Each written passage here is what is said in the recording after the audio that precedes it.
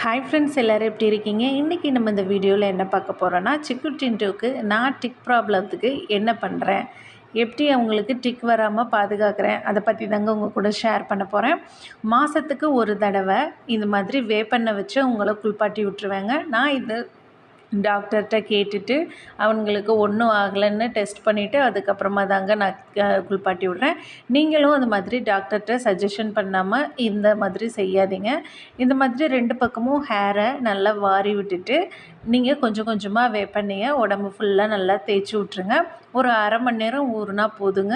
அதுக்கப்புறம் நீங்கள் குளிப்பாட்டிடலாம். இது வந்து குளிப்பாட்டுறது நீங்கள் காலையிலே குளிப்பாட்டிடணும்.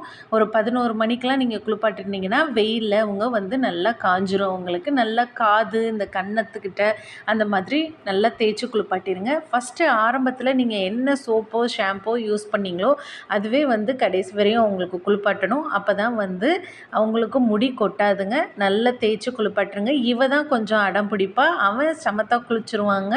அதனால் எப்போவுமே அவனை ஃபஸ்ட்டு குளிக்க வச்சுட்டு அதுக்கப்புறமா 2வதாக தாங்க இவளை குளிப்பாட்டி விடணும். இவளுக்கு கொஞ்சம் தண்ணினா பயம். அதுக்கப்புறம் நல்லா ஃப்ரெஷ்ஷாக குளித்தாச்சு, சாப்பிட்டாச்சு. இனி 2 பேரும் தூங்கி ரெஸ்ட் எடுக்க வேண்டியது தாங்க.